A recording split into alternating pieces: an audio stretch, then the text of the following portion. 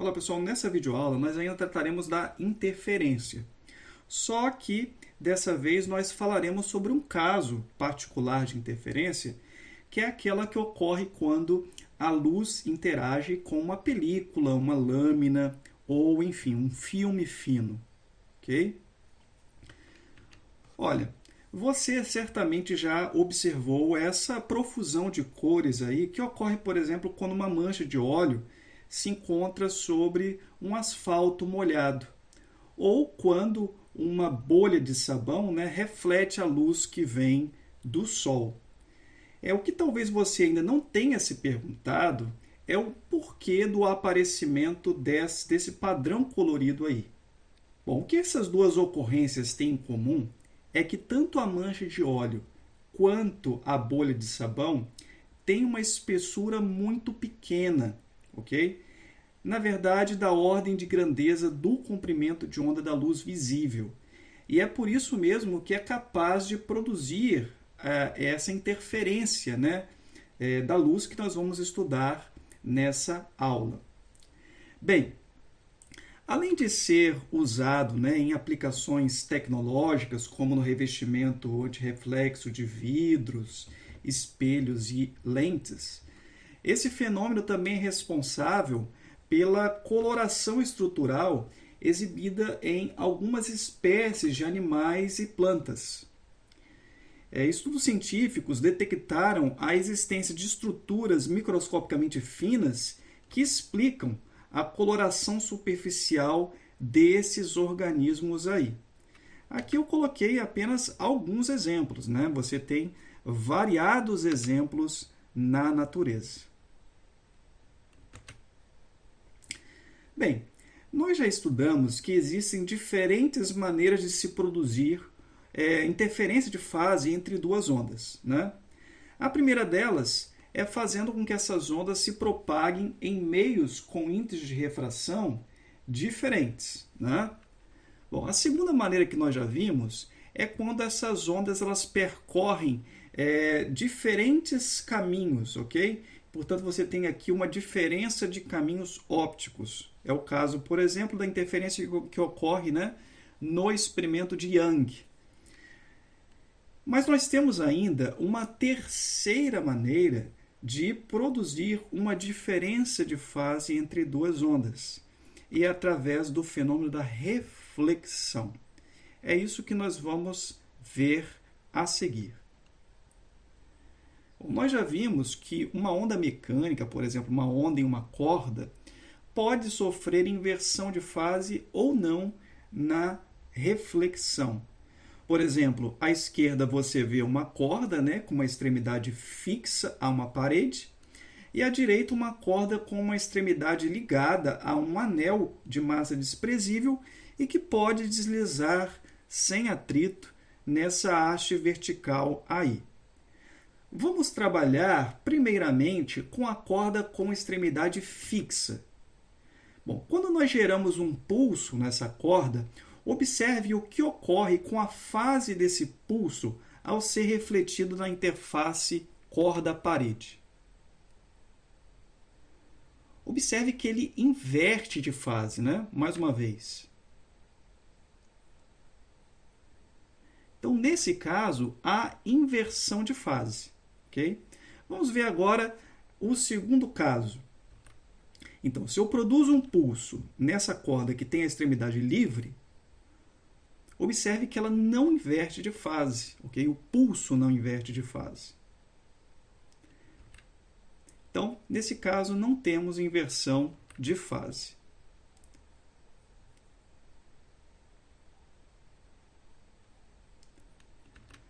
Vamos trabalhar agora com uma outra situação.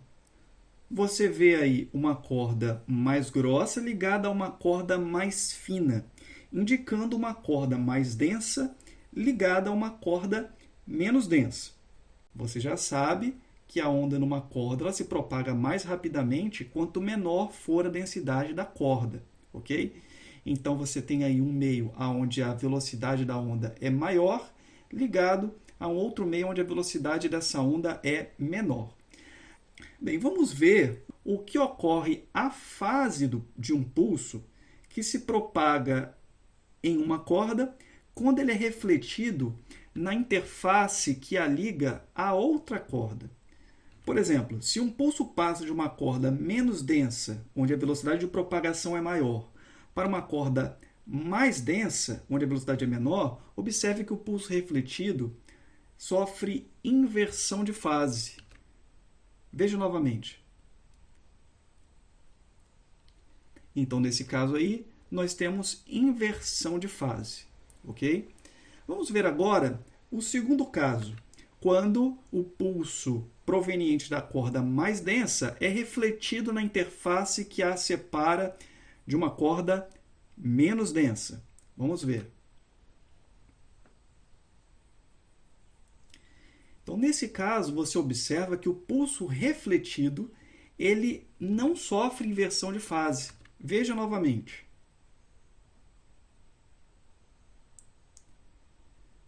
Então, nós temos aí um caso em que ocorre inversão de fase, quando o pulso se propaga de uma corda menos densa e é refletido na interface que separa da corda mais densa, e um caso em que não há inversão de fase quando o pulso proveniente da corda mais densa é refletido na interface que separa uma corda menos densa, ok?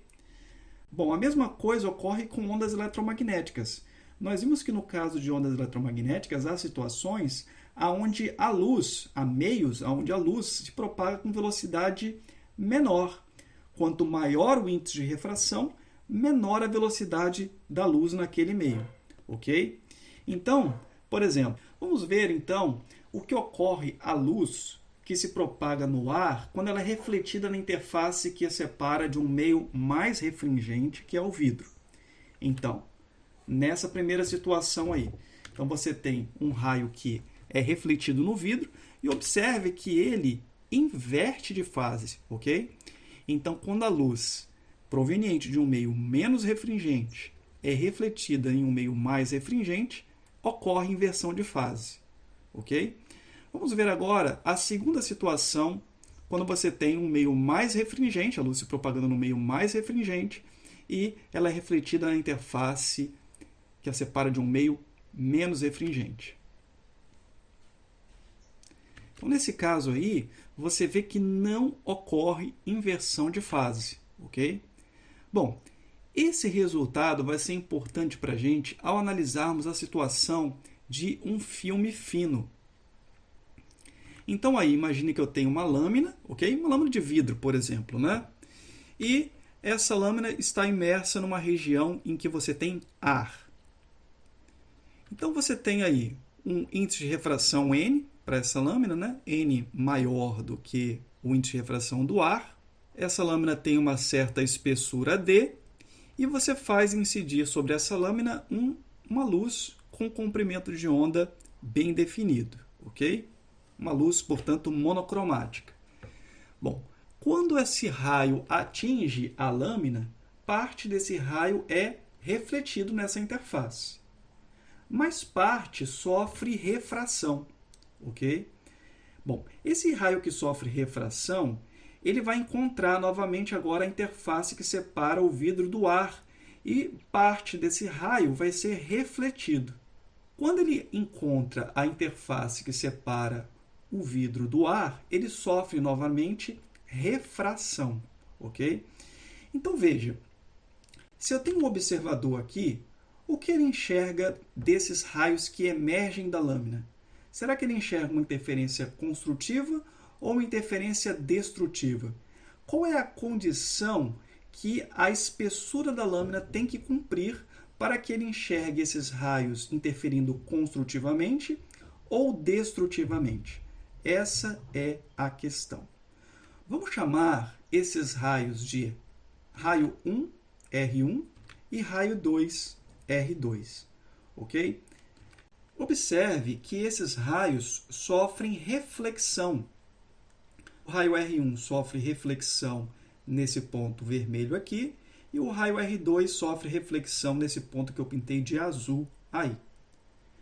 Bom, observe que o raio R1 ele sofre uma reflexão na interface que o separa ar do vidro. E, portanto, nesse caso, nós sabemos que ocorre inversão de fase. Então, se esse raio ele tinha uma certa fase, ele tem a sua fase invertida, ok? Já o raio R2, que sofre uma reflexão desse ponto azul aí, que separa o vidro do ar, ele não sofre inversão de fase, ok? Porque ele é proveniente de um meio mais refringente e sofre uma reflexão na interface que o separa de um meio menos refringente. Uma outra coisa que você deve observar é a seguinte: o raio R2 ele percorre um caminho maior que o raio R1, ok? Bom, nós estamos querendo considerar aqui uma situação em que a incidência desse raio é perpendicular, ok? Nós só representamos esses raios com um certo ângulo com a superfície aí para que pudesse ficar visível esse fenômeno. Então, numa incidência perpendicular, o raio R2 percorreria a mais que o raio R1 um caminho igual a 2 vezes D, sendo D a espessura da lâmina, né? Então, vamos fazer aqui um diagrama esquemático para que a gente consiga perceber quais são as condições para a interferência construtiva e destrutiva desses raios R1 e R2. Primeiramente, vamos colocar aqui quais são as condições responsáveis pela diferença de fase entre esses dois raios. Primeiro, as reflexões nas interfaces e, segundo, a diferença de caminho entre esses dois raios, ok? E é claro, junto com a diferença de caminho, você tem também o fato de que o raio R2 percorre um caminho dentro de um meio com índice de refração diferente do raio R1. Nesse diagrama, vamos representar aqui a condição inicial desses dois raios, quando eles estão incidindo sobre a lâmina, e vamos agora representar o que ocorre quando cada um desses raios sofre reflexão nessas interfaces. Por exemplo, o raio R1 sofre reflexão naquele ponto vermelho ali, ok? E nós já vimos que quando ele sofre reflexão, ele inverte de fase. Então, vamos representar aqui no diagrama o que ocorre após essa reflexão. Então, aí nós representamos, observe, o raio R1 invertendo de fase na reflexão. Já o raio R2 é refletido nesse ponto azul aí. Bom, e no ponto azul, nós já vimos que não ocorre inversão de fase. Então, nesse diagrama aí, nós representamos o efeito das reflexões sobre as fases dessas ondas. Observe que, se as ondas estavam inicialmente em fase, agora elas estão fora de fase, devido às reflexões, ok? Vamos analisar agora a diferença de caminho. A diferença de caminho entre as duas ondas, como nós já analisamos, é uma diferença de caminho de 2 vezes D. E é uma diferença de caminho de 2 vezes D, em que o raio R2 percorre esse meio com índice de refração N, ok? Então veja, pense comigo. Se as ondas já estão em oposição de fase devido às reflexões, qual é a condição para que elas estejam em fase novamente? Para que você tenha interferência construtiva, o raio R2 tem que percorrer meio comprimento de onda a mais que o raio R1. Teria que percorrer um múltiplo inteiro de comprimento de onda mais meio comprimento de onda a mais, ok? Então, nós podemos responder aqui, olha, para a interferência construtiva, nós teríamos que ter que essa diferença de caminho tem que ser um múltiplo inteiro de comprimentos de onda mais meio comprimento de onda. Esse meio comprimento de onda a mais é o que vai fazer com que as ondas estejam em fase novamente, ok? Agora, perceba que eu coloquei lambda n aí. Por quê? Porque é o comprimento de onda da luz dentro da lâmina, ok? Esse m pode ser 0, 1, 2 e assim por diante, ok? Agora, lambda n você já sabe que é o comprimento de onda da luz no ar dividido pelo índice de refração do meio. Mas agora você já sabe também, então, qual é a condição para interferência destrutiva. Para interferência destrutiva, eu vou ter que essa diferença de caminho 2D tem que ser um múltiplo inteiro de comprimentos de onda. As ondas já estão em oposição de fase, então, se a onda 2 percorre um múltiplo inteiro de comprimentos de onda, elas não saem dessa oposição de fase, elas permanecem em oposição de fase, ok? Então, essa é a condição para interferência destrutiva. Novamente, M nesse caso aí é 1, 2, 3, né? Perceba que M nesse caso não pode ser zero, porque M ser igual a zero significa que a diferença de caminho é zero, né? Em diferença de caminho zero, você não teria lâmina, né? Não é o nosso caso aqui. Então, M igual a 1, 2, 3 e assim por diante, qualquer número inteiro. E lambda n é lambda dividido pelo índice de refração do meio. Ok? Então, estão aí as duas condições que nós procurávamos. Ok? Isolando o comprimento de onda nessas duas expressões, nós encontramos o seguinte. Então, lambda igual a 2n vezes d dividido por m mais meio, m igual a 0, 1, 2 e 3, e, no caso de interferência destrutiva, lambda igual a 2n vezes d dividido por m, ok? Por que eu coloquei esse índice m nos comprimentos de onda? Ora, porque para cada m dessa expressão, eu vou ter um comprimento de onda diferente, ok? Vamos ver um exemplo de como nós aplicamos essas equações. Suponha que eu tenho uma película de sabão com índice de refração de 1,33 imersa no ar e que tem a espessura de 320 nanômetros. Suponha, então, que essa película de sabão seja iluminada por luz branca, então luz que tem todos os comprimentos de onda. A pergunta é, qual desses comprimentos de onda, que compõem a luz branca, vão sofrer interferência construtiva por reflexão nessa película de sabão e quais vão sofrer interferência destrutiva na reflexão nessa película de sabão? Vamos usar as expressões de cima. Então, para interferência construtiva, substituindo m igual a 0, nós encontramos um comprimento de onda de 1.702 nanômetros. M igual a 1, 567 nanômetros. M igual a 2, 340 nanômetros. E assim por diante. Podemos parar por aí. Para interferência destrutiva, nós temos m igual a 1, 851 nanômetros. M igual a 2, 426 nanômetros. M igual a 3, 284 nanômetros. Por que nós paramos por aqui? Porque, observe, à medida que eu for aumentando o m nessas expressões, o comprimento de onda vai diminuindo cada vez mais. Então, eu vou ter comprimentos de onda para interferência construtiva que são menores que 340 nanômetros e comprimentos de onda para interferência destrutiva que são menores que 284 nanômetros. Olha, mas aí nós já saímos da faixa da luz visível.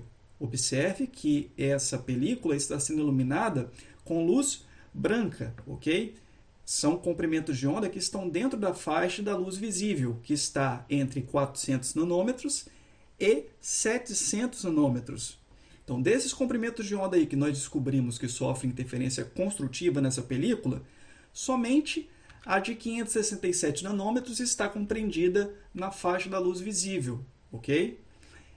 E desses comprimentos de onda que sofrem interferência destrutiva, somente a luz com comprimento de onda de 426 nanômetros está dentro da luz visível, ok? Agora, observe que essas fórmulas que nós derivamos são para uma interferência totalmente construtiva e para uma interferência totalmente destrutiva. Então, eu posso garantir que a luz que vai aparecer, o comprimento de onda que vai aparecer mais intenso por reflexão, vai ser o comprimento de onda de 567 nanômetros. E o único comprimento de onda que eu garanto que vai ser eliminado completamente por reflexão é o comprimento de onda de 426 nanômetros. Agora, todos os comprimentos de onda intermediários, eles vão ter uma intensidade intermediária, ok? Nós teríamos isso aqui, na verdade. Eu vou mostrar para vocês o gráfico, então, do que seria essa situação que nós temos aí. Então, observe aí que nós temos uma interferência totalmente destrutiva para esse comprimento de onda 567 nanômetros, na faixa do amarelo, e nós temos uma interferência totalmente destrutiva para o comprimento de onda de 426 nanômetros, que já está na faixa do violeta. Mas veja, todas as outras cores, elas aparecem aí no espectro, ok? Mas com uma intensidade menor do que o amarelo. De fato, se eu olhar para essa película de sabão nessa condição aí, eu vou enxergá-la com um aspecto amarelado, que seria a composição de todas essas cores aí com essas intensidades relativas, ok? Observe também que esse mesmo fenômeno ele pode acontecer não só por reflexão da luz, mas também por transmissão da luz. Por exemplo, então nós temos aí novamente a lâmina com um certo índice de refração N e uma certa espessura D. E eu tenho aqui um raio incidente. Olha, parte desse raio sofre refração aqui, ok? E ao alcançar a próxima interface, ele vai sofrer refração novamente, ok? Mas parte desse raio também sofre reflexão nesse ponto. E ele sofre uma nova reflexão interna aí. E sofre refração novamente, ok? Então, o observador aqui também vai enxergar uma situação em que pode acontecer interferência construtiva ou destrutiva. Então, aqui eu tenho o raio R1 e R2. Mas note que dessa vez as reflexões não vêm acompanhadas de mudança de fase. Por quê? Porque elas ocorrem de um meio com índice de refração maior para um meio com índice de refração menor. Veja aí, nesse ponto você tem reflexão e nesse ponto aqui também. Observe que as refrações não interferem na fase das ondas. Isso é importante. Somente as reflexões interferem na fase, interferem ou não, né, na fase das ondas. Uma vez que você entendeu a lógica, você mesmo pode escrever aí as condições para interferência construtiva e destrutiva para essa outra situação aí. Uma outra observação, gente, observe que essas reflexões que ocorrem nessas interfaces, elas vão ocorrendo, ok? O raio vai sofrer várias reflexões aí nessas interfaces, mas é claro, quanto mais reflexões os raios sofrem aí dentro, mais ele vai perdendo energia, ele vai perdendo intensidade. Então, os raios mais importantes para a nossa análise, na verdade, os únicos que são importantes, são esses aí, ok? Vamos analisar mais de perto a interferência luminosa que ocorre em uma película de água com sabão. Aí você vê a ilustração de um aro com uma película de água com sabão e o padrão de interferência que ocorre. Agora vamos olhar de perfil essa película. Note que devido à ação da gravidade, a parte inferior dela é mais espessa que a parte superior. Isso porque a água está escorrendo o tempo todo. Então, enquanto a parte superior tem uma espessura de 100 nanômetros, a parte inferior tem uma espessura de 2000 nanômetros. Observe que essa faixa de valores é justamente da ordem do comprimento de onda da luz visível, que você já sabe que está compreendida entre aproximadamente 400 nanômetros e 700 nanômetros. Observe agora essa região azulada na parte superior aí. Esse é o espectro da luz refletida por essa região. Os extremos do espectro são apresentados em preto porque correspondem a comprimentos de onda que nós não conseguimos enxergar, já que estão compreendidos na região do infravermelho e do ultravioleta. Note que o máximo de intensidade ocorre justamente para a luz violeta, enquanto o mínimo de intensidade ocorre na região do vermelho. Vamos olhar mais de perto o que ocorre com algumas dessas cores. Por exemplo, o vermelho. Você vê aí representadas duas ondas, né? Uma identificando a luz vermelha que é refletida à esquerda da película e outra representando a que é refletida à direita da película. Ou deveria haver, né? Eu digo deveria porque a figura apresenta uma certa falha na representação. Primeiro que o comprimento de onda da luz não é representado reduzido dentro da película, como deveria ser. E segundo, que se o que você vê aí são as ondas que são refletidas à esquerda e à direita da película, o que você deveria ver, na verdade, seria isso aqui, né? Bom, essas figuras eu colecionei de um applet de ensino japonês, cujo link de acesso eu vou deixar disponível na descrição desse vídeo. Mas enfim, ignore esse aspecto e veja que neste caso, as ondas apresentam interferência totalmente destrutiva. Isso para o comprimento de onda de 644 nanômetros. Se você analisa agora outra cor, por exemplo, veja esse laranja aí. Você vê que as ondas já não se cancelam mais mutuamente. Mas a interferência ainda é predominantemente destrutiva. Nessa região do verde, nós já nos aproximamos da interferência totalmente construtiva. Já para o violeta, a interferência aí sim é totalmente construtiva. Então, a composição de todas essas cores com suas respectivas intensidades é o que nós enxergamos quando olhamos para essa região da película. Vamos agora olhar para um outro ponto da película, por exemplo, esse aqui. Veja que o aspecto dessa região já é um aspecto um pouco esbranquiçado, né? Agora, esse é o espectro da luz que é refletida por essa região e que chega aos olhos do observador. Veja que praticamente todas as cores contribuem com igual intensidade. Agora vamos correr o espectro. Veja, vermelho, laranja, amarelo, verde, azul e violeta.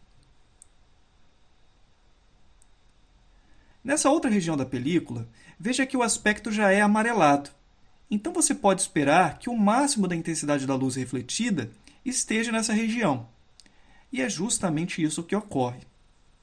Então, correndo o espectro, nós vemos aí o vermelho, laranja, amarelo, verde, azul e violeta. Nessa outra região, a intensidade máxima já está na faixa do verde. Aqui nós temos dois máximos de intensidade, né? O vermelho e o azul. Por isso, essa região apresenta-se com a coloração magenta.